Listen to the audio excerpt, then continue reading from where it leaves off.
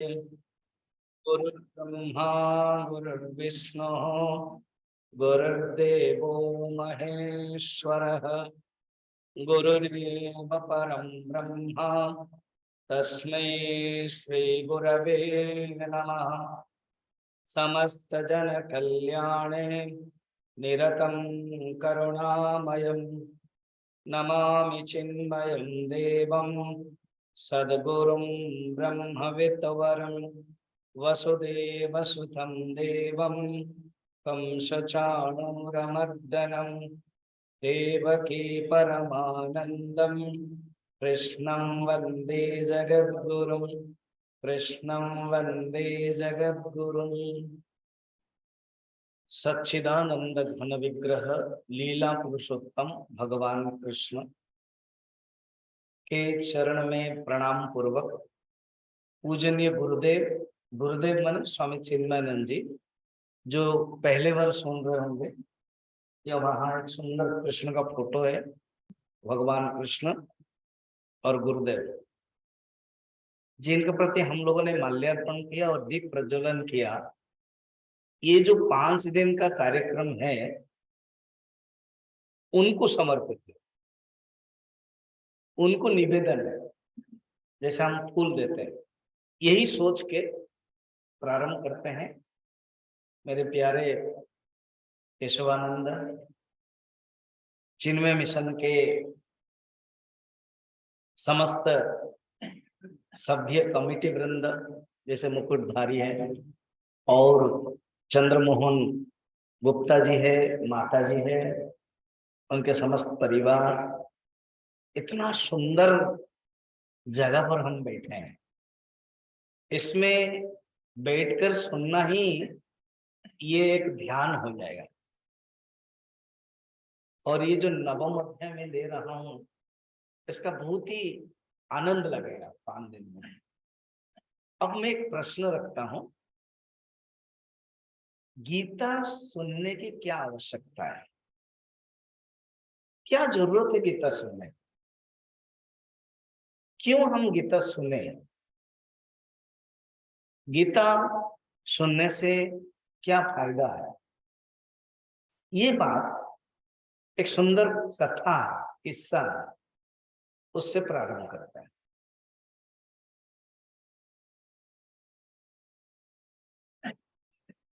उसमें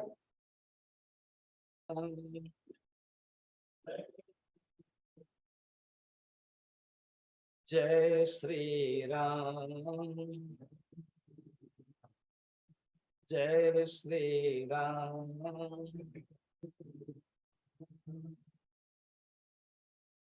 चंद्रमोहन जी और आपको ना साइड होना पड़ेगा, स्वामी जी के पास बैठ जाइए, दोनों अच्छा लगेगा। तो इसे ना सीधा रहेगा। आ जाइए, वहां 2 खाली है, नहीं वहां बैठिए। उससे कहना, नहीं तो आपका टेढ़ा होगा और 1 घंटा में फिर गर्दन मुश्किल हो जाएगा। आप पीछे क्यों जा रहे हैं? आगे आइए। चलिए अब सुनते जाइए। मैं क्या कह रहा था, अकबर एंड बीरबल के संवाद से शुरू करते हैं। यही प्रश्न जो हमने रखा है, एक बार अकबर ने कहा, बीरबल गीता सुनने की क्या आवश्यकता है? गीता सुनने की क्या तमन्ना है? सुनने से क्या लाभ है? तो तुरंत उत्तर बीरबल ने दे दिया, अविद्या नष्ट होगी, अज्ञान नष्ट होगा। इस शुरू से ही भगवान नवम अध्याय में करेंगे, इसलिए मैं उस कथा से शुरू करता हूं। तो तुरंत अकबर ने कहा, अच्छा अविद्या नष्ट होगी, हाँ। अज्ञान नष्ट होगा, हाँ। ज्ञान प्राप्त हो जाएगा, हाँ। विद्या प्राप्त हो जाएगी, हाँ। ये बताओ अविद्या किसे कहते हैं? बीरबल की शैली है, वो एक्सपेरिमेंट करते थे। ऐसे अनेक कथा है किस्सा उनके साथ कनेक्टेड है। उन्होंने कहा कि महाराज मुझे 4 दिन का मुहूर्त दीजिए, 4 दिन के बाद मैं बता दूंगा और आपको पता भी चल जाएगा अविद्या क्या है। ठीक है। अब इन्होंने कुछ पैसा लेकर के बाजार में गए और थोड़ा सा बहुत बड़ा जूता, सबसे जितना बड़ा हो सकता, 7 नंबर, 8 नंबर, 9 नंबर,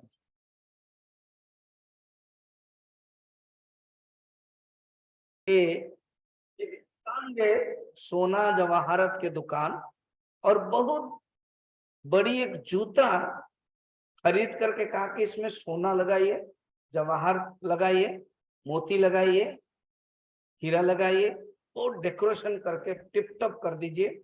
दोनों जूता के दो, जितना पैसा चाहिए मैं दूंगा, और एक बार किसी से मत बोलना। और पता है ना मैं कौन हूं? ना, बीरबल हूं। आप बीरबल है जानते, बस यही बात है। बन गया 3 दिन में। रात में उन्होंने क्या किया, एक जूता को मस्जिद के आंगन में छोड़ करके आ गया। अब सवेरे सवेरे मस्जिद के मुल्ला ने देखा, अरे एक जूता सुंदर है, जवाहरत है, जड़ी हुई है, लगी हुई है। तुरंत पकड़ा और कहा कोई देवदूत ही आया होगा नमाज पढ़ने के लिए। शुरू हो गया, हाँ, अविद्या। कोई देवदूत ही आया होगा नमाज पढ़ने के लिए। जल्दीबाजी में एक पहन के चले गए, उन लोगों को क्या फर्क पड़ता है, एक छोड़ दिया। तो ये बात उन्होंने महाराज जहांपना बादशाह अकबर को बताया। अकबर ने क्या कि चिंता मत करो, मस्जिद के आंगन में जहां रखा थोड़ा सा उसके पास एक बनाओ, थोड़ा सा सिंहासन बनाओ और उसको रखो। देवदूत के जूता है ये, हमारे लिए कितना पवित्र है, पूजा करो, मैं भी आ रहा हूं। तो शुरू हो गया, अकबर आगे मत्था टेकने लगे, भीड़ की भीड़ होने लगी। और उसके बाद 4 दिन हो गया, लोग आते गए। बादशाह ने आदेश दिया है, नगरी में, राजधानी में इस प्रकार सिलसिला चलता गया। चौथा दिन हो गया, 4 दिन की छुट्टी में थे। अविद्या क्या है बताने के लिए बीरबल आए और मुंह लटका कर आए और कहा क्या हो गया ना, घर में चोरी हो गई है ना, क्या ना, मेरे दादाजी पितामह के परंपरा से 2 जोता थे, बहुत अच्छे थे, मगर मैं कुछ व्यवहार नहीं करता था क्योंकि वो लोग बहुत बड़े बड़े थे, पता नहीं, और उसमें हीरा आदि थे। तो चोर आया और एक चोरी किया और दूसरा रख दिया। अकबर ने कहा, सोचने लगा, वो जो पहला वाला जूता उसको लेके आओ, तो लेके आया। तुरंत खबर दिया कि चलो मेरे साथ चलो। उस जूता को लेकर के सेवक पकड़ा, जहां पना है मस्जिद में, उसको उठाना नहीं चाहते थे, देखा कि सामान है, ये कैसा हुआ, आश्चर्य हुआ। फिर कहा, जहां पना बताऊं, आपने 4 दिन पहले पूछा था अविद्या क्या है ना, अभी ये उत्तर है, समझ में आया। जूता कहां से आया पता नहीं, जूता किसका है पता नहीं, मगर अंधविश्वास के भीड़ से क्या करने लगे, पूजा करने लगे। ये अविद्या क्या है समझाने के लिए ये एक्सपेरिमेंट मैंने किया। जीवन में भी हमारे पास भी अनेक अविद्या है। हम अविद्या, हम अज्ञान किसको समझते हैं, पढ़ाई नहीं किया तो बोलते हैं मूर्ख हो, अविद्या, अज्ञान। जानकारी नहीं है तो इसको कहते हैं हम अज्ञान है, अविद्या है। भगवान कृष्ण कहते हैं या उपनिषद के ऋषि कहते हैं, अविद्या किसे कहते हैं, अज्ञान किसे कहते हैं, आत्मज्ञान को न जानना अविद्या। बाकी विज्ञान न जानना, अंग्रेज न जानना, इतिहास न जानना, ज्योग्राफी न जानना, ठीक है, मगर आत्मज्ञान को न जानना, अपने मैं कौन हूं,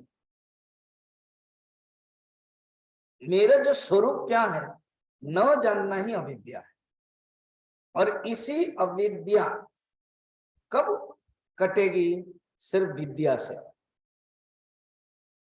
उस अविद्या को कटाने के लिए, नष्ट करने के लिए विद्या आवश्यक है। विद्या को प्राप्त करने के लिए, अधिकारी के लिए पूजा पाठ, मंदिर आदि। मगर मनुष्य क्या करता है, समाज क्या करता है, इसी में फंसा रहता है। जो असली विद्या है, जो असली ज्ञान है, वो प्राप्त करने से चूक जाता है। समझ लो, उपनिषद में ऋषि लोग यही मुख्यतः प्राधान्य दिया है। तुम जानो तुम कौन हो, हुए माए। रमन महर्षि एक दक्षिण भारत के एक संत थे, कोई भी उनके पास आता था तो कहता था तो सोचो तुम कौन हो, हुए माए। उपनिषद यही बताती, उपनिषद यही सोच करने के लिए बताती है कि मैं कौन हूं। क्या मैं शरीर हूं? क्या मैं मन हूं? क्या मैं बुद्धि हूं? फिर मैं कौन हूं? शरीर को मैं मानना सबसे बड़ा पाप है, और यही पाप सबका बाप है। इसीलिए आत्मज्ञान प्राप्त करना ही उपनिषद का लक्ष्य। उपनिषद माने आत्मज्ञान, आत्मज्ञान इज इक्वल टू उपनिषद। उपनिषद का अर्थ लिया जाए, शंकराचार्य भाष्य में कहते हैं आत्म उपनिषद तो ब्रह्म विद्या इति उच्यते। ब्रह्म विद्या आत्म विद्या एक ही है। इसे कोई अध्यात्म विद्या कहते हैं, विद्यानम अध्यात्म विद्या भगवान कहते हैं। ये जो आत्म विद्या प्राप्त करना और उपनिषद का जो सार है ना, वो गीता है। अगर आपने गीता पढ़ ली तो जानना कि उपनिषद का सार पढ़ लिया। आपने अगर उपनिषद पढ़ लिया माने पूरा टोटल आपने सागर जान लिया, और वो गागर है, माने गागर में जैसे सागर है, बूंद है, उसका जो सार है वो गीता है। गीता अगर जीवन में पढ़ लिया तो उपनिषद के पढ़ने के लिए आप अधिकारी बन गए, छात्र बन गए, योग्य बन गए।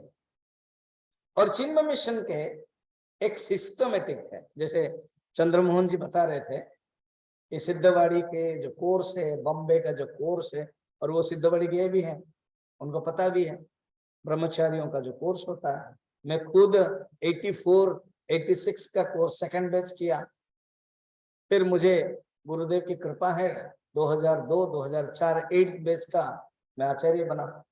और अभी इसका जो बैच में भी 2 महीना के लिए मैं गया था भी, वो स्वामी जी जो अभी ले रहे हैं उनके बॉम्बे जाने के कारण थोड़ा कुछ सर्जरी था, तो मुझे मौका दिया गया। अभी अभी लास्ट अगस्त में गया था। उसमें केवल यही पढ़ाया जाता है। और सिस्टम क्या पता है, जो ज्ञान यज्ञ, इसको बोलते ज्ञान यज्ञ। मुझे बेहद प्रसन्नता हुई कि केशवानंदा यहाँ आ चुके हैं, अनेक बार ले चुके हैं, और स्वामी प्रशांतानंद जी, उनका तो दर्शन में किया हूं। जब मैं ब्रह्मचारी था 84 में, वो ऑल इंडिया चिक के प्रेसिडेंट थे। उस समय गृहस्थ आपके जैसे ड्रेस पहनते थे, व्हाइट। उनको मैं सिद्धवड़ी में 84 में देखा हूं। और जब ऑल इंडिया चिक कॉन्फ्रेंस भी होता था तो उनके प्रेसिडेंशियल के रूप में जो बोलते थे। फिर बाद में धीरे धीरे स्वामी जी बने। जब इनका पोस्टिंग हुआ तो उन्होंने मुझे बुलाया 2006 या 7 में, 7 या 8 में से पहली बार में आया। उनके घर में ही रहा, रीवा में। फिर ज्ञान यज्ञ हुआ, तब उनके साथ में थोड़ा सा और संबंध बातचीत कर पाया। जो मध्य प्रदेश में रीवा आदि में जो जो जगह पर गए हैं वो उन्होंने ही बनाया है। जो जो सेंटर बना है उसके बाद केशवानंद आगे उसको स्थिति के रूप में रख रहे हैं। तो इसको जो अभी सिस्टम जो 5 दिन हो रहा है वो ज्ञान यज्ञ है। मैं शाम को ले रहा हूँ, एक स्वामी जी लेते हैं, मगर जब केशवानंद ने कहा कि मैं भी रहूंगा, सीधी एक जगह है, तो स्वामी जी आप चलेंगे, 5 दिन समय दे सकते हैं? क्योंकि अभी मैं रीवा में आया था, कैंप था, तो उन्होंने कहा कि जोड़ देते हैं, मैं भी रहूंगा। तो फिर तो आप रहोगे तो आप भी मॉर्निंग ले लो, तभी वो जुड़ा रहेगा, एक रोल भी मिलेगा। तो आप लेंगे कल से उपदेश समय 7:30 से 8:30, आप आए, सुने, बड़ा ही चिंतन मननात्मक ग्रंथ है, और सवेरे सवेरे ना अच्छा लगेगा, थोड़ा सा मेडिटेशन भी हो जाएगा और क्लास लेंगे तो बढ़िया लगेगा। तो चिन्मय मिशन की ये सिस्टम 2 बार होता है, एक इवनिंग और एक मॉर्निंग। ठीक है, मॉर्निंग में छोटा ग्रंथ लिया जाता है, 25-30 श्लोक है, या थोड़ा सा और आगे बढ़ने पर कोई उपनिषद लेते हैं। अब मैं देहरादून जाऊंगा, अमृतविंद उपनिषद लूंगा मैं जून में, जानबूझ के कहा कि कोई उपनिषद है, 21 श्लोक है, उसमें अच्छा लगेगा समझने में। ये जो गीता है वो एक अध्याय लिया जाता है।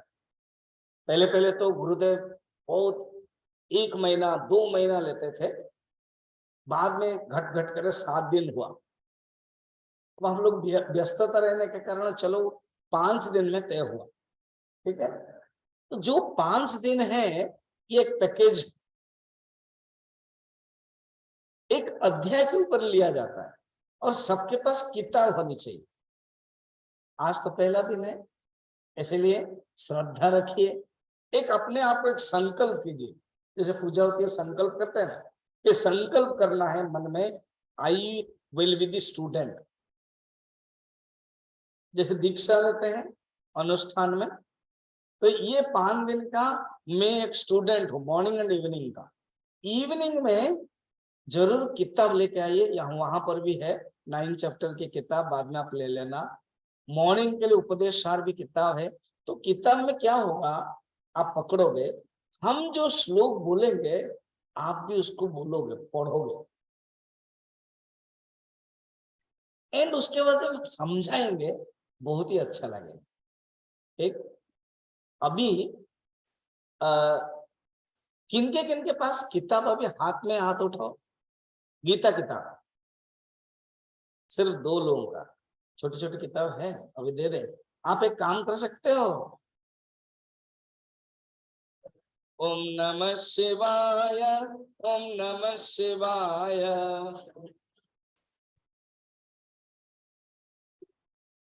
ओम नमः शिवाय, ओम नमः शिवाय,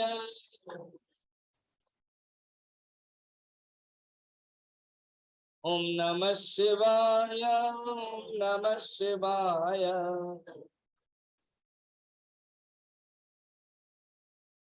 ओम नमः शिवाय, ओम नमः शिवाय,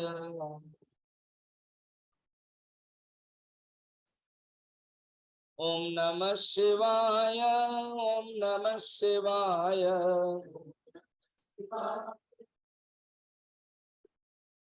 बोल श्री सद्गुरुनाथ महाराज के, भगवान शंकर के।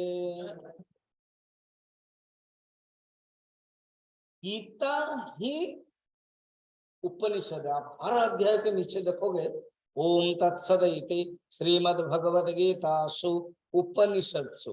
तो उपनिषद क्या है, ब्रह्म विद्या, गीता भी ब्रह्म विद्या है। हर एक अध्याय में भगवान कुछ सब्जेक्ट लेकर के बता रहे हैं। अब हम डायरेक्ट आ रहे हैं 9वां अध्याय। आप बोले स्वामी जी हमने 1 से 8 तो पढ़ा ही नहीं है, 1 अध्याय है, 2 अध्याय है, 3 अध्याय है, वो तो पढ़ा ही नहीं, आप डायरेक्ट 9वां अध्याय पढ़ा रहे हो। कोई चिंता नहीं, ये एक विशेषता है।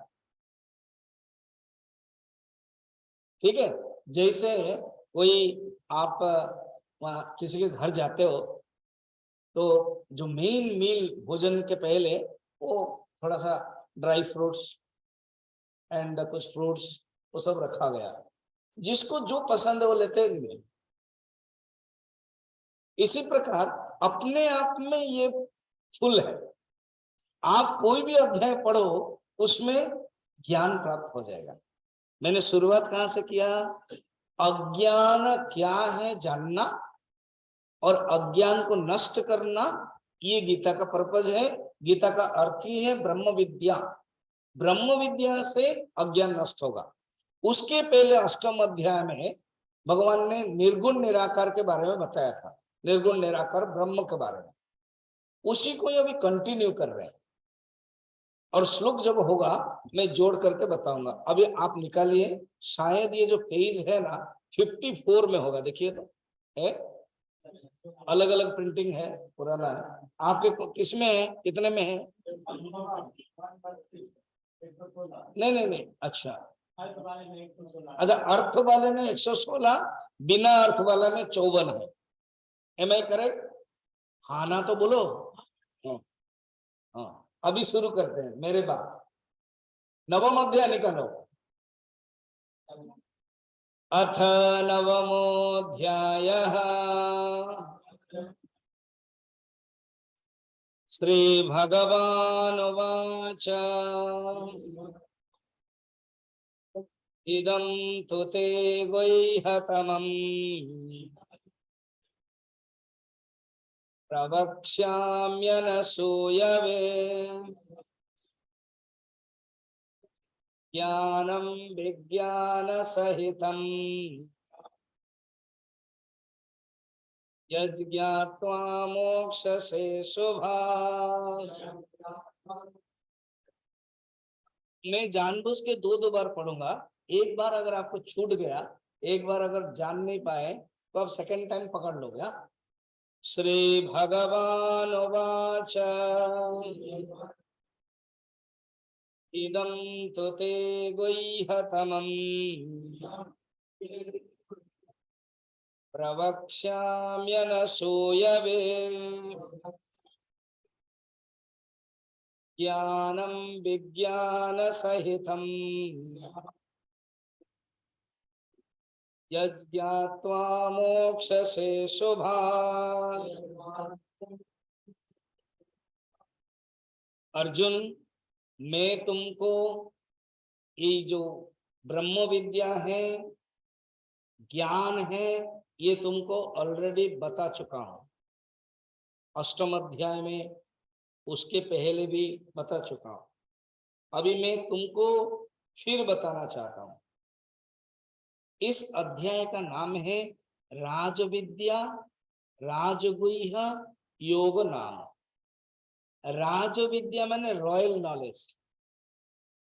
रॉयल नॉलेज का अर्थ यह है कि एक होता है नॉलेज, विद्या, दूसरा होता है विद्याओं में श्रेष्ठ, रॉयल, और राजविद्या। गुह्यतमम, ये गुह्यतमम मैं तुमको बताने वाला हूं।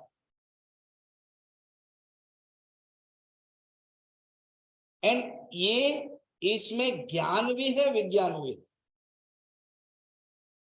तो भगवान ने कितने बातें बताई, ज्ञान और विज्ञान। साधारणतः ज्ञान माने क्या? नॉलेज, किसी भाषा का ज्ञान है। जब बात करते हैं हम पूछते हैं तुम क्या पढ़े हो, तुम क्या करती हो, तो श्रीपाली बोलेगी स्वामी जी मैं सी हूं। Very good.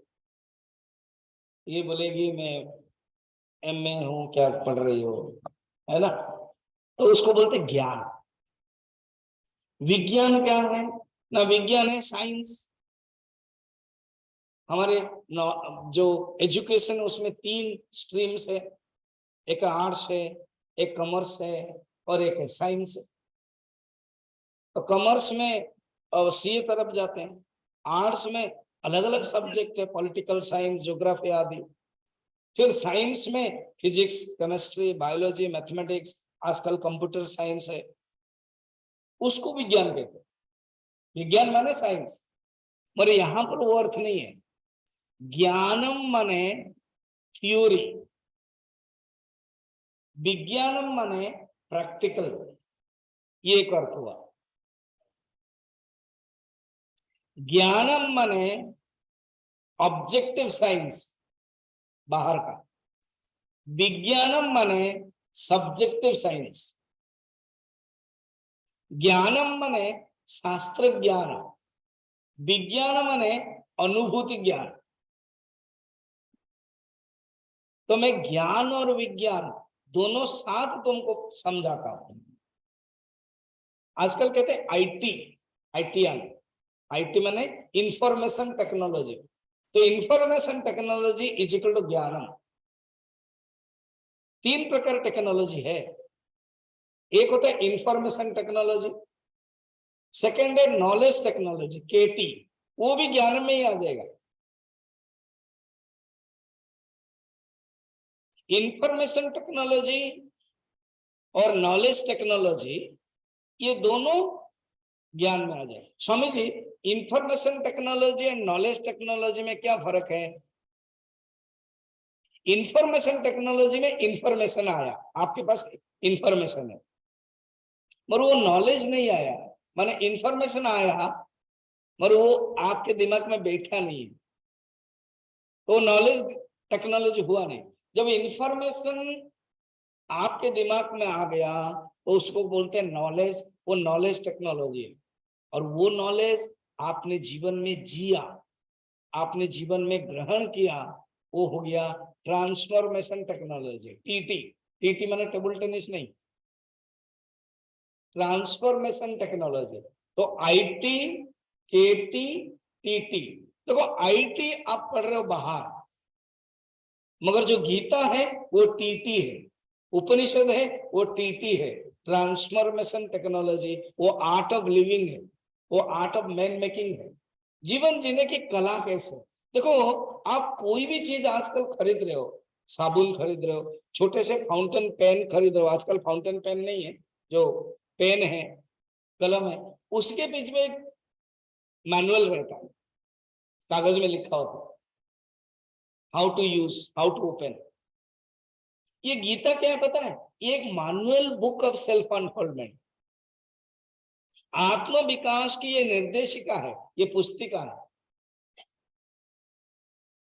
सपोज किसी ने मोबाइल खरीदा, विशेष करके एप्पल 13 खरीदा, वो जानते ही नहीं कैसे व्यवहार करना है, और एप्पल डिफिकल्ट है, बाकी जो दूसरे हैं वो इजी है यूज करने के लिए। तो एप्पल के लिए खास ट्रेनिंग, खास जरूरत पड़ता है। तो जब मोबाइल यूज करते हैं, कोई कंप्यूटर यूज करते हैं, तो उसके लिए क्या रहता है? एक मैनुअल बुक रहता है, हाउ टू यूज। ये जब हम यहाँ आए संसार में, हम 3 चीजें लेके आ गए, शरीर, मन, बुद्धि। ऐसे कोई व्यक्ति है जिसके पास शरीर नहीं है?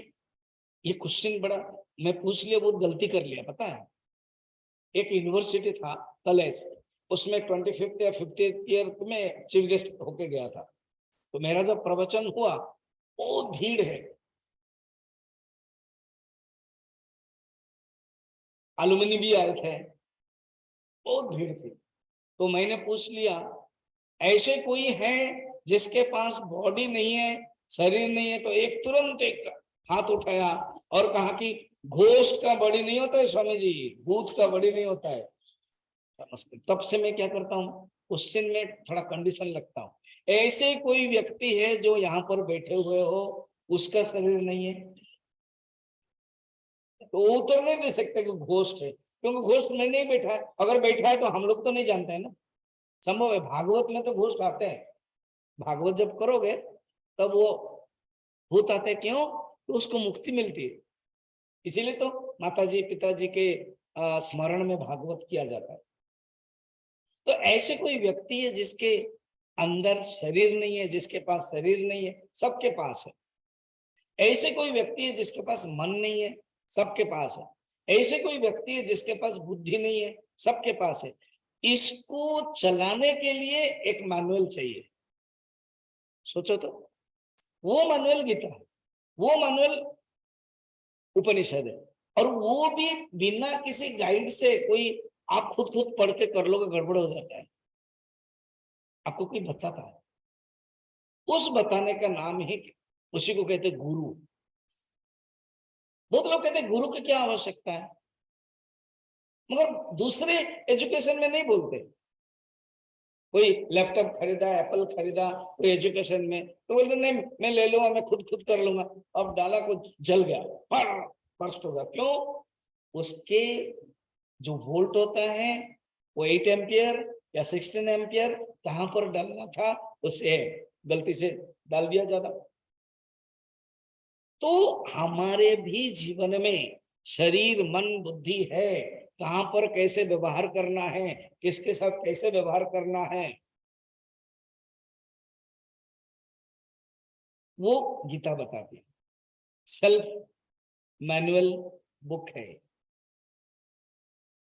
अभी आप देखो, कल ही मैं जब आ रहा था ना, बीच में कोई मंदिर दर्शन किया, शिव मंदिर गांव में, और उसके बाद मैं सुन रहा था क्या कि श्रीमद् भगवद गीता जर्मन यूनिवर्सिटी में, लंदन के यूनिवर्सिटी में, माने 6 साइंटिस्ट भारतवर्ष में 15-20 साल रुके, किसी किसी से ज्ञान प्राप्त किया।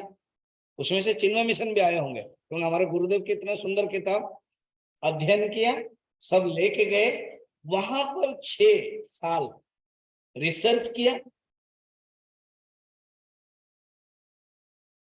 जैसे कल कोई बता रहा था, मैं देख रहा था कि एक है साइंटिस्ट है, उन्होंने कहा कि मैं मछली के ऊपर रिसर्च किया, उसका खाना कैसे देना चाहिए, उसका कैसे, तो वो मेरा नाम भारत सरकार ने कुछ दिया, उपाधि।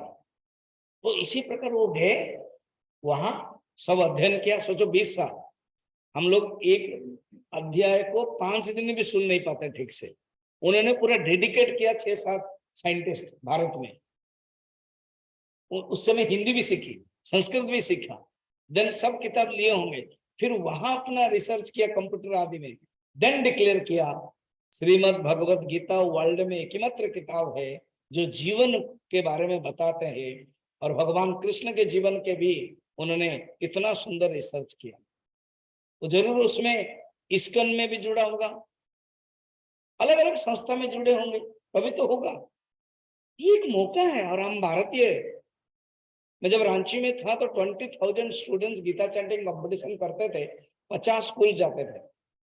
डीएवी के एक प्रिंसिपल ने बहुत सुंदर बातें कही, और कहा कि जब मैं विदेश गई थी स्वामी जी गर्मी के छुट्टी में मेरे बेटी के पास, बेटी जहां नौकरी करती थी उसके कंपनी के अंग्रेज वाले थे, उन लोगों को हमने बुलाया था, उन्होंने भी हमको बुलाया। इसी बीच में वो जो पूछा, मैं शर्मा गई, लज्जित हो गई। क्या? उन्होंने पूछा, डू यू नो गीता? मैंने सोचा कि मेरे पोती के बारे में पूछ रही है, शायद गीता भी पोती का नाम, तो मैं घबरा गई, क्या बोल रहे। उसने तुरंत गीता किताब निकाली, अपने दिखाया, सो मेनी बुक्स है इंग्लिश में, और वो धड़ाधड़ बोलते गए। तो मैं शर्मा गया, और वो पढ़ने लगा भी, थोड़ा सा एसेंट अलग है, और पढ़ने लगा।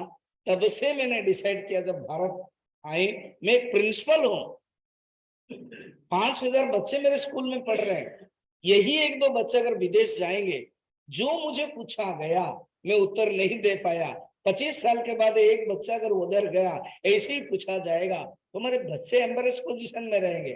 तब से स्वामी जी आप आए, हम कभी भी आपको मना नहीं करेंगे, चिन्मय मिशन की तरफ से आप गीता चैंटिंग सिखाइए। और बार बार मुझे वो एक ही मात्र प्रिंसिपल है, वो ज्यादा बुलाते थे, आइए ना।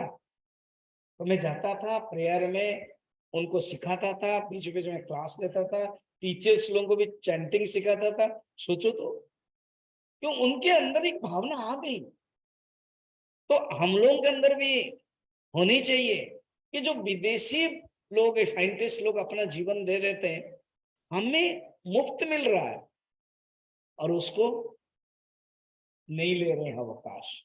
तो भगवान कहते हैं ज्ञान विज्ञान सहितम, मैं तुमको बताने वाला हूं। तुरंत प्रश्न होगा, ऐसे ज्ञान जानने से क्या फायदा? मैं इंजीनियर पढ़ूंगा तो मुझे इंजीनियर नौकरी मिलेगी, मैं मेडिकल पढ़ूंगा तो मेडिकल में मुझे डॉक्टर बनना है। मैं रीवा में कल गया था एक स्वामी जी को मिलने के लिए, वो स्वामी जी केशवानंद जी के थ्रू से लास्ट दिन मेरे प्रवचन में आए थे, पूरा बैठे। बाद में उन्होंने कहा कि बहुत बढ़िया, आपका प्रवचन बहुत अच्छा लगा। वो भी विद्वान है, गुरुकुल चला रहे हैं। फिर जब आए थे तो मेरा भी कर्तव्य था, मैं भी आ रहा हूँ आपके पास 2 मिनट के लिए। तो 40 बच्चे पढ़ रहे हैं उस गुरुकुल में। तो वो खुद ही बोल रहे थे, स्वामी जी आजकल जो बच्चे हैं वो पढ़ते नहीं है, और 40 साल के पहले उनके जो गुरु थे, वो गुरु ने कितना संघर्ष किया वो बता रहे थे। गुरुकुल हटा करके कॉलेज पढ़ा देते रखते थे, और BA MA में संस्कृत रख देंगे। तो उन्होंने लड़ाई किया। MP मध्य प्रदेश के जो मिनिस्टर थे, चीफ एजुकेशन मिनिस्टर, उनके पास गए। वो जाकर के लड़ाई की, तुम क्या कर रहे हो? तुम्हारे बेटी को जब शादी करोगे तो जो पंडित ढूंढोगे तुम कहां से लाओगे?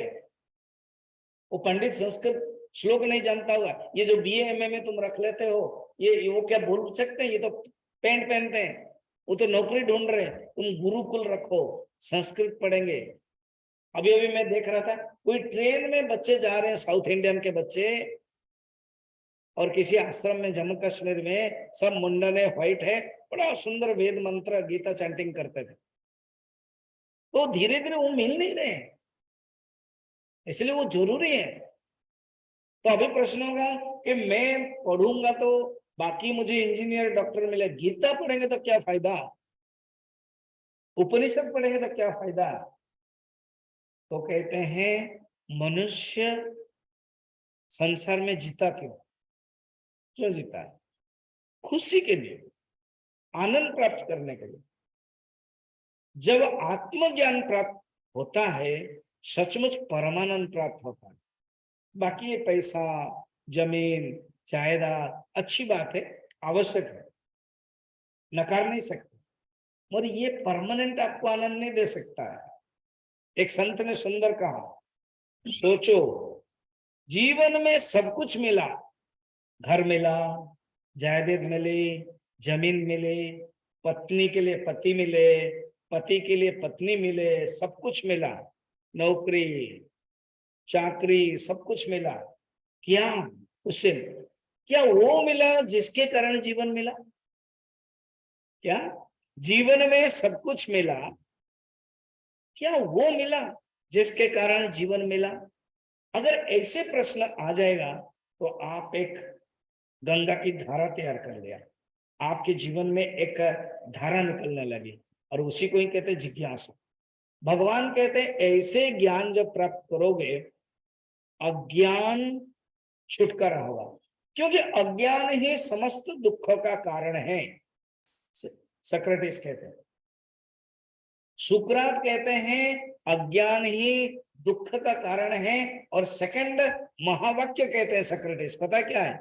इग्नोरेंस इज द ग्रेटेस्ट सिन, अज्ञान ही महापाप। दो जैसे महावाक्य बोलते वैसे उनका 2 महावाक्य, 2 याद रखिए। एक है अज्ञान है समस्त दुख का, जोर से, कारण, और एक है अज्ञान ही महापाप। तो उसका उल्टा कर दो, एंटीडोट कर लो, तो ज्ञान ही समस्त सुख का कारण, नहीं उल्टा हो गया, ध्यान से सुन।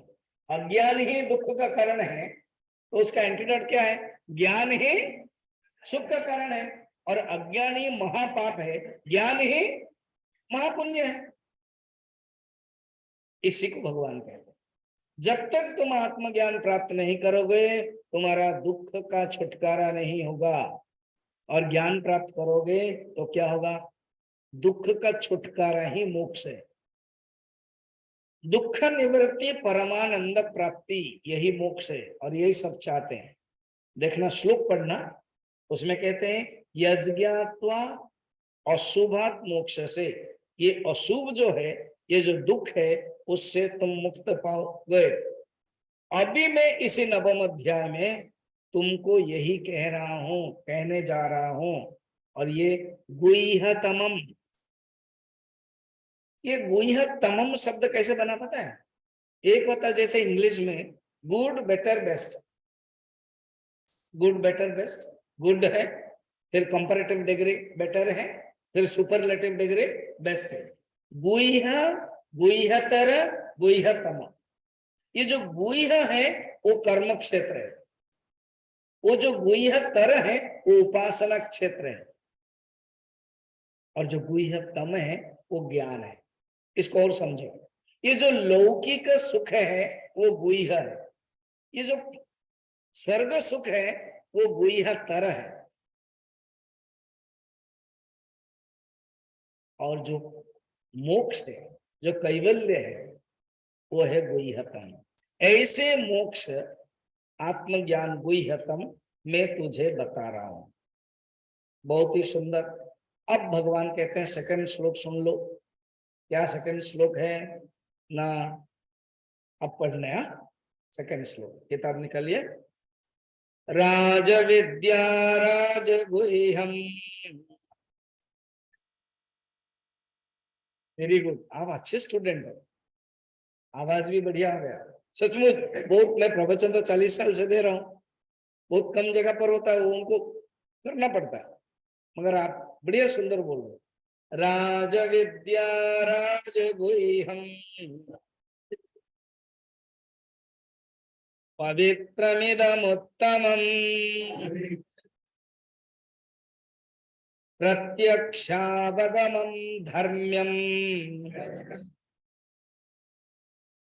सुसुखं कर्तुमव्ययम् राजविद्या राजगुह्यम् पवित्रमिदमुत्तमम् प्रत्यक्षावगमम् धर्म्यम् सुसुखं कर्तुमव्ययम्। अनेक विद्या है, अच्छी है, बहुत सुंदर है, सबका अपना अपना यूटिलिटी वैल्यू है। यूटिलिटी वैल्यू माने उपयोगी का मूल्य है। इनमें से जो आत्मविद्या वो सर्वश्रेष्ठ है, राज विद्या। जब आत्म की विद्या नहीं जाना तो कुछ नहीं जाना। अगर अपने आत्म में कौन हूं, आत्मविद्या ब्रह्म विद्या, ब्रह्म विद्या नहीं जाना तो कुछ नहीं जाना, तो राज विद्या। फिर राजगुह्यम, ये रॉयल सीक्रेट है, सब ये सबको नहीं बताया जाता है। अब बस इसमें अभी विरोधाभास आ जाता है।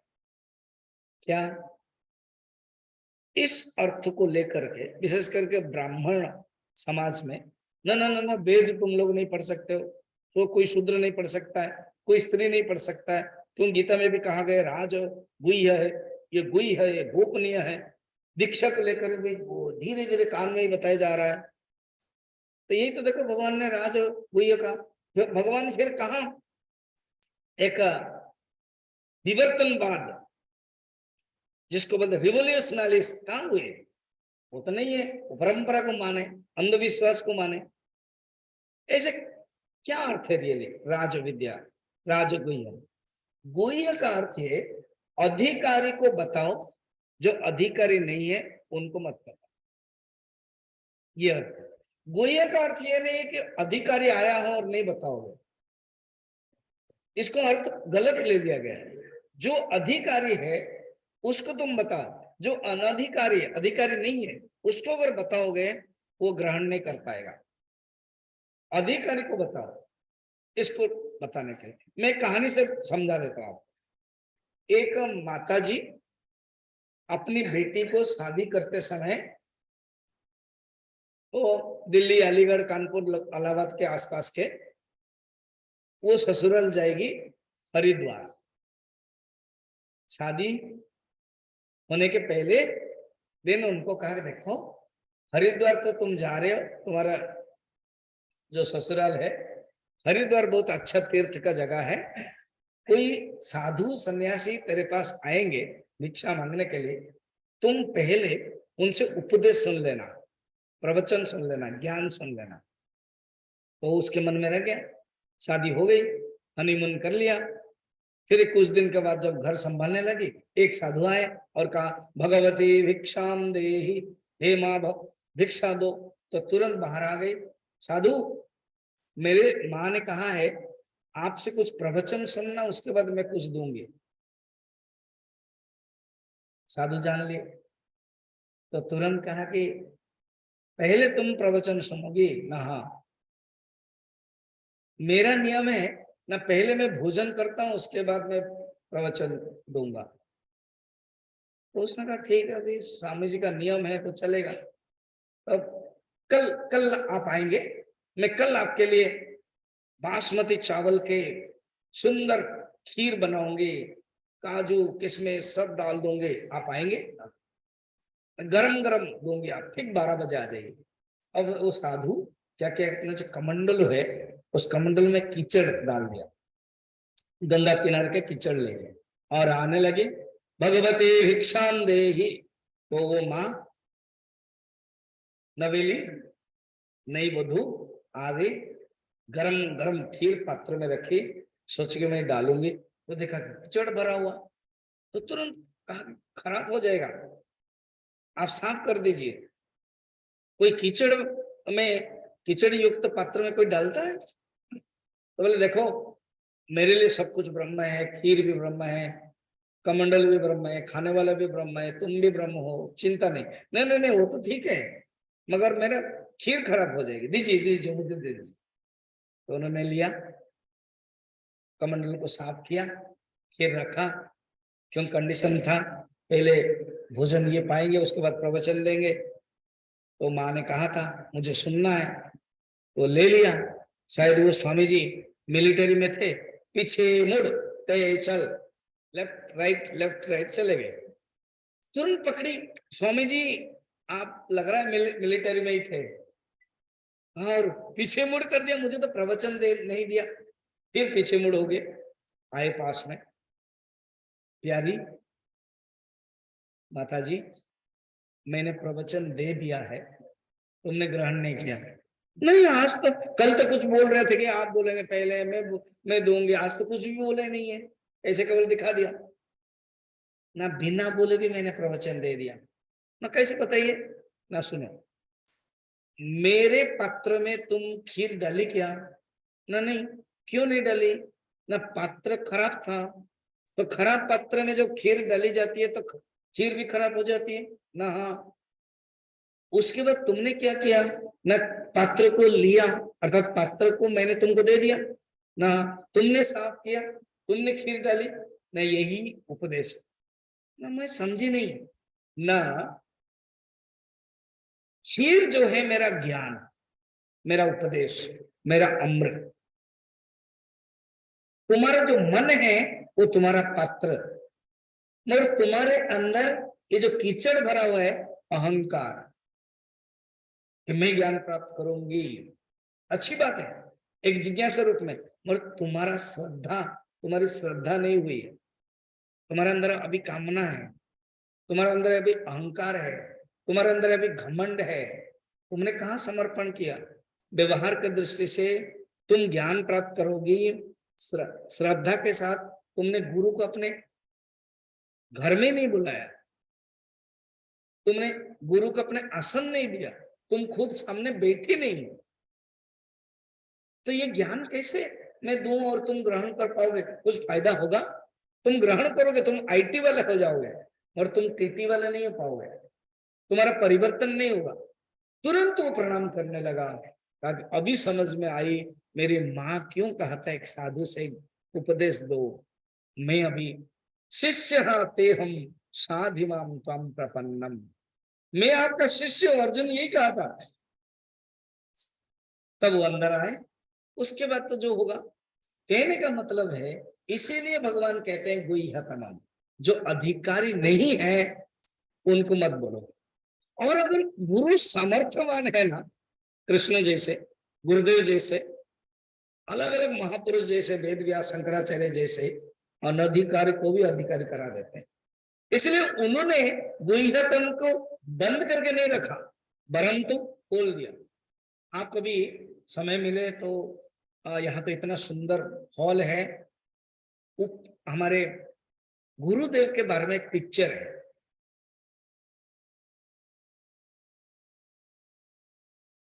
ऑन ए क्वेस्ट, इंग्लिश में, हिंदी का डबिंग भी है, हिंदी में डायरेक्ट मिल रहा है। अनेक क्वेस्ट अर्थात जो हमारे अंदर जो क्वेश्चन है, हमारे अंदर जो सर्च है, जिज्ञासा है, उसके गुरुदेव के जीवन में लिखा गया। गुरुदेव जब सन्यासी बन गए तो तपोवन जी महाराज अपने जो गुरु है, उन्होंने कहा कि मैं जाऊं प्रचार करने के लिए। उन्होंने कहा कि तुम मत जाओ, यहीं बैठो, जैसे मैं बैठा था तुम ढूंढ ढूंढ के आए, ऐसे यहीं बैठो। और उनके अंदर करुणा थी, गुरुदेव का अंदर, कि गुरुदेव मुझे थोड़ा परमिशन दीजिए, जो अधिकारी नहीं है वो छूट जाएंगे, जो अधिकारी है उनको मैं दे सकूं। तो गुरुदेव ने परमिशन दिया, परम गुरुदेव ने। और गुरुदेव उपनिषद प्रवचन देते गए, इंग्लिश में देते गए।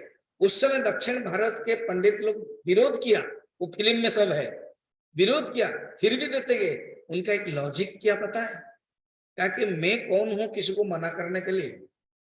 मैं प्रवचन देता हूं उपनिषद, अगर वो समझ जाएंगे अधिकारी, अगर वो नहीं समझ जाएंगे तो अनधिकारी, और बीच में उठ के चले जाएंगे तो बिल्कुल अनधिकारी। मोबाइल लेके आएंगे तो और भी अनधिकारी। मोबाइल लेके बंद करेंगे तो चलेगा, मगर फिर बीच बीच में बातें करेंगे तो अनधिकारी। और प्रवचन में सो जाएंगे तो पक्का। और गुरुदेव को पूछा गया, जब कैंप होता था तो 5:30 बजे मॉर्निंग क्लास लेते थे मेडिटेशन सिद्धवाड़ी में। तो बोले आप इतना, बड़े बड़े कैंप जब करते थे कोलकाता में, जमशेदपुर में, दक्षिण भारत में बहुत कैंप होता था या मॉर्निंग क्लास होता था, तो बहुत जल्दी करते थे वो जानबूझ के। क्यों? कि जो सोता हुआ व्यक्ति वो क्या उपनिषद सुनेगा, उठना चाहिए, जागो। और गुरुदेव आते थे ना, दरवाजा बंद होता था। क्या गुरु से पहले शिष्य को बैठ जाना चाहिए। मैं क्या बोल रहा हूँ समझ में आ रहा है आपको? हाँ, तो कल से क्या करना है? वो तो उत्तम अधिकारी है, मीना अम्मा ना, बहुत उत्तम अधिकारी। वो तो 6 बजे से आ गई थी, मालूम है। Thank you. तो कहने का मतलब गुह्यतम का अर्थ देखो क्या है। गुह्यतम का अर्थ क्या है? अनधिकारी को मत दो, उनके लिए गुह्य रहने दो, और जो अधिकारी है खुलम खुला दो। तो अभी तो देखो गुरुदेव की करुणा है, 300 सेंटर बन गया। अगर वो नहीं आते तो हम लोग आते क्या? स्वामी प्रसन्नानंद आते, मैं आता, केशवानंद आते, और चिन्मय मिशन बनता। कितने सुंदर ग्रंथ दिया, अधिकारी के लिए खुला। अर्जुन, ये गुह्यतम है, सीक्रेट है। और एक सीक्रेट समझो, गुह्यतम का दूसरा अर्थ। स्वामी जी बोलो ना, जल्दी बोल रहा हूं। मेरा शरीर को आप देख रहे हो, हाँ ना तो बोलो। मैं आपका शरीर को देख रहा हूं, फिर और भी जा सकते हैं। मेरे मन को आप देख रहे हो? नहीं। मेरे बुद्धि को आप देख रहे हो ना? स्वामी जी आपकी बुद्धि है, आप बोल रहे हो, उससे पता चलता है कि आप बुद्धिमान, ठीक है। मगर मेरी आत्मा को देख रहे हो? किसी आत्मा को जानना है गुह्यतम, जो अंदर छिपा हुआ है। निशिता दुरत्या कठोपनिषद में, वो आत्मा अंदर छिपी हुई है, मगर है कि नहीं है? सुनो और सुंदर, दिखाई नहीं दे रही है फिर भी है।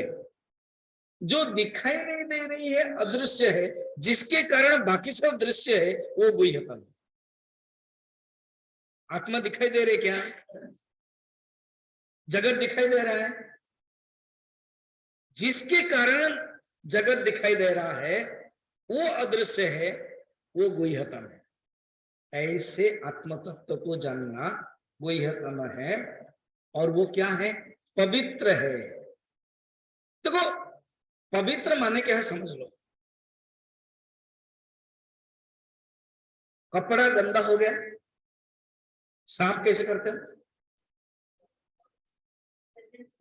हाँ, डिटर्जेंट पानी से कर दो, जो बोल दो पानी, उसके बाद जो उसके साथ सहायक वाले, तो गंदे को साफ करते पानी से। अर्थात पवित्र कोई चीज गंदी हो गई, अपवित्र है, उसको साफ करने के लिए एक है। ठीक है, ऐसे अनेक एग्जाम्पल ले लो। पता है ना आपको, अग्नि से भी साफ होता है। पुराने जमाने में जो पात्र है अगर किसी ने छू लिया वो अग्नि दे देते, उससे भी साफ होता है। बद्रीनाथ मानसरोवर आदि में आप स्नान नहीं कर सकते, और उसकी जो हवा है वो हवा से कपड़ा साफ हो जाती है। ठीक, उसका हवा ही पवित्र है। ये जो आत्म अज्ञान रूपक गंदगी आ गई है, आत्म अज्ञान रूपक अशुद्धियां आ गई है, उसको दूर कैसे होगा? आत्मज्ञान से। और आत्मज्ञान ये सर्वश्रेष्ठ पवित्रतम है। देखो मैं एग्जाम्पल से समझाता हूं। कपड़ा पानी से साफ होता है, मन के अंदर जो गंदगी है वो पूजा पाठ से साफ होता है। दान यज्ञ पूजा पाठ ध्यान आदि। आत्मा के शुद्धता कैसे होते हैं? आत्मज्ञान से। वो सर्वश्रेष्ठ पवित्र है। आत्मज्ञान सर्वश्रेष्ठ पवित्र है। बाकी जो है क्या है, जैसे कपड़ा साफ कर लिया फिर नेक्स्ट डे भी जरूरत है। मन से थोड़ा सा साफ कर लिया, हिमालय गए ध्यान कर लिया, अच्छा जगह गए, मन साफ है, फिर आने के बाद फिर मन गंदा हो जाता है। मगर आत्मज्ञान एक बार प्राप्त कर लिया फिर और बार बार जरूरत नहीं है। रामकृष्ण परमहंस एग्जाम्पल दिए, परमहंस को ठाकुर कहते हैं, हमारे बिना हम समझेंगे। तो ठाकुर बोलते थे, अरे बाबा सुनो, क्या ये जो पीतल का हो या कोई तांबा का जो बर्तन हो रोज साफ करना पड़ता है, मगर सोने का बर्तन हो तो साफ करना जरूरत नहीं है, वो अपने आप में चमकता हुआ आया हुआ है। इसी प्रकार आप आत्मज्ञान प्राप्त करोगे तो वो सर्वश्रेष्ठ पवित्र है, पवित्रतमम। प्रत्यक्ष अवगमम, अवगमम माने फल, अर्थात प्रत्यक्ष ज्ञान। ये नहीं कि मैं स्वर्ग माने मरने के बाद करूंगा ज्ञान, अभी मैं ज्ञान प्राप्त कर लिया और मरने के बाद फल मिलेगा, वो स्वर्ग मामले में है। मगर यहाँ ऐसे नहीं है। प्रत्यक्ष, इंग्लिश में गुरुदेव बोलते थे, आप समझना, हियर एंड नाउ। हिंदी में क्या बोलते हैं? यहाँ और अब। ये ज्ञान यहाँ और अब जरूरत है। ये नहीं कि मैं अभी प्रवचन दे रहा हूं, आप बोलोगे स्वामी जी 3 दिन के बाद मुझे फल मिलेगा ना, अभी ही मिलेगा। हियर एंड नाउ याद रखना, not there and there after. ये इंग्लिश ओरिजिनल गुरुदेव का शब्द है। ये नहीं देयर एंड देयर, अब वहां और बाद में नहीं, यहां और अब। क्या शब्द बोला? प्रत्यक्ष अवगमम, ये यहाँ और अवम। धर्म्यम, ये धर्म स्वरूप है, नियम के साथ, प्रिंसिपल के साथ। यही जानना है हमारा क्या धर्म है। जीवस्य तत्व जिज्ञासा, कुछ कुछ शब्द याद रखिए। जीवस्य तत्व जिज्ञासा माने जीव के लक्ष्य तत्व जिज्ञासा, धर्म्यम। फिर उसके बाद सुसुखम, ये ज्ञान ही असली सुख देने वाला है, सुसुखम। फिर कर्तुम अव्ययम, ये करने वाला है, ये अव्यय ज्ञान है, ये समझ लो। तो भगवान ने ज्ञान की प्रशंसा किया।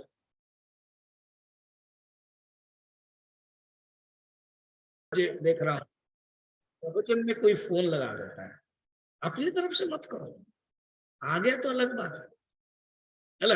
चलो अब है तीसरा। तीसरा क्या है? श्लोक में भगवान कह रहे हैं ज्ञान प्राप्त करने के लिए एक अधिकार, एक योग्यता, एक क्वालिफिकेशन। देखो डॉक्टर बनने के लिए क्वालिफिकेशन है कि आपको मेडिकल एंट्रेंस पास होना चाहिए।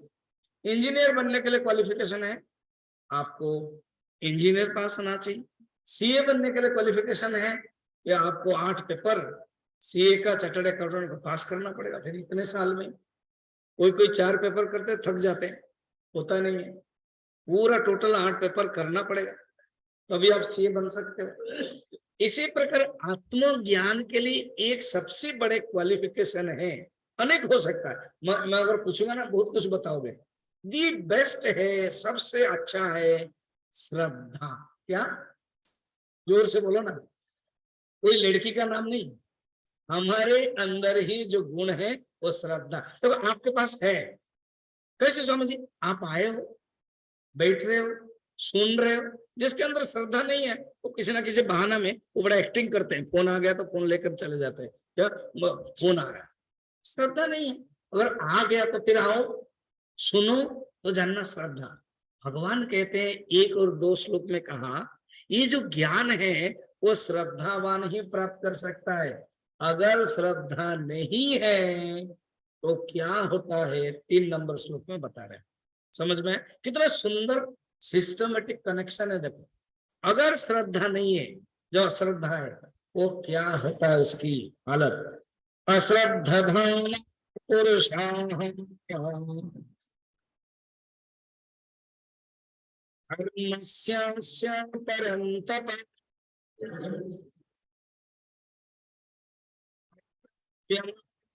तन्ते नित्य संसार वर्त्मनि। इसको कहते हैं व्यतिरेक। पहले 1 और 2 पॉजिटिव वाला अन्वय मेथड, वो अन्वय व्यतिरेक शब्द आप छोड़ दो, पॉजिटिव नेगेटिव, ठीक है? तो पॉजिटिव या तो बोलो प्रशंसा निंदा, तो उसमें प्रशंसा की गई है ज्ञान की, तीसरे में निंदा की गई। अर्थात तुम्हारे अंदर अगर श्रद्धा नहीं है, अर्जुन के अंदर है, आपके अंदर है, कविता आप आए, जिनके अंदर श्रद्धा नहीं है वो उनके लिए, ठीक? जिनके अंदर श्रद्धा नहीं है उनके लिए ये आत्मज्ञान ना मिलने वाली है, अगर मिल गई है कुछ फायदा नहीं होगा, और वो संसार में चक्र में पड़े रहते हैं, संसार के चक्र में। इसके लिए मैं बता रहा हूं, स्वामी शिवानंद जी हमारे गुरुदेव के गुरु, गुरुदेव के दो गुरु थे, एक है दीक्षा गुरु, एक है शिक्षा गुरु। दीक्षा लिया था स्वामी शिवानंद जी ऋषिकेश में, दिव्य जीवन संघ। फिर गुरुदेव तपोवन जी महाराज के पास गए, वहां हमारा सुंदर कुटी आश्रम, कभी अगर हो तो आप देख जान। टाइम में मैं चंद्रमोहन जी को बोल रहा था, वो सिद्धवाड़ी गए, चिन्मय विभूति गए, तो मैंने कहा नेक्स्ट ईयर अगर हम उत्तर काशी कैंप करेंगे जरूर आइएगा। सुंदर आश्रम, आपको लगेगा ओहो, जहां गुरुदेव का स्कूल है, जहां गुरुदेव का गुरुकुल है, जहां गुरुदेव ने पढ़ा है, अभी भी वो तपोवन कुटी जहां तपोवन जी महाराज रहते थे अभी भी है। थोड़ा सा अभी व्यवस्था किया, कंस्ट्रक्शन आदि थोड़ा सा रीडिजाइन किया गया, अभी भी है। वहां बैठोगे वो एक और एक ऊर्जा, एक शक्ति पैदा होती है, और सामने गंगा बह रही, सुंदर गंगा। मैं क्लास में कैंप में सब रोज लेके जाता हूँ, एक दिन स्नान भी होगा, एक दिन पूजा भी होगी, और रोज जाके गंगा के पास ध्यान करना, ठीक है? शिवानंद जी ने एक स्टोरी लिखा है, क्या? एक कमरा था, जैसे ये वाला है, खिड़की है 1 2 3 4 5 6 7 8, खिड़की को मिला करके ये 8 है, अष्टरंध्र जैसा इस हॉल में। ऐसा हॉल था जिसमें 84 लाख द्वार था। कितना द्वार था? उसमें से सब बंद था, एक ही खुला था। क्या था? सब बंद था, एक ही खुला था। और एक अंधा व्यक्ति था, उसको कहा गया है जो एक खुला है तुम उसमें निकलो। वो अंधा है, वो टच करता था, जब टच करता था देखा कि दरवाजा बंद है, फिर टच करता था दरवाजा बंद है, फिर टच करता था दरवाजा बंद है। जो दरवाजा खुला था उसी समय जब आता था उसको खुजली होती थी, खुजली होती थी, तो वो खुजली में दोनों हाथ ऐसे ऐसे करता था, मगर चलना कंटिन्यू हो रहा था। जब उसका खुजली खत्म हुआ वो आया, वो तो चला गया, फिर दूसरा दरवाजा बंद है, ऐसे ही करके मनुष्य भटकता रहता है 84 लाख योनि में।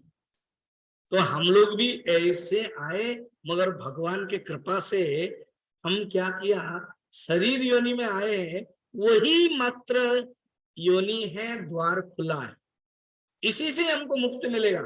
अगर हम खुजली में व्यस्त रहेंगे, खुजली माने विषय भोग में, विषय भोग में व्यस्त रहेंगे, उसी में फिर हमारे क्या होगा, दरवाजा निकल जाएगा, फिर शरीर, हाँ शरीर तो चला जाएगा ना, वो इंतजार नहीं करेगा। अभी किसी को 70 ईयर्स है, किसी को 60 ईयर्स है, फिर कभी ना कभी तो जाओगे ना, तो निकल जाएगा। अगर अच्छा काम किया तो नेक्स्ट फिर शरीर मिलेगा, अगर अच्छा काम नहीं किया, बुरा काम किया, फिर बंद दरवाजा वाला मिलेगा। बंद दरवाजा समझ रहे हो, पशु पक्षी आदि।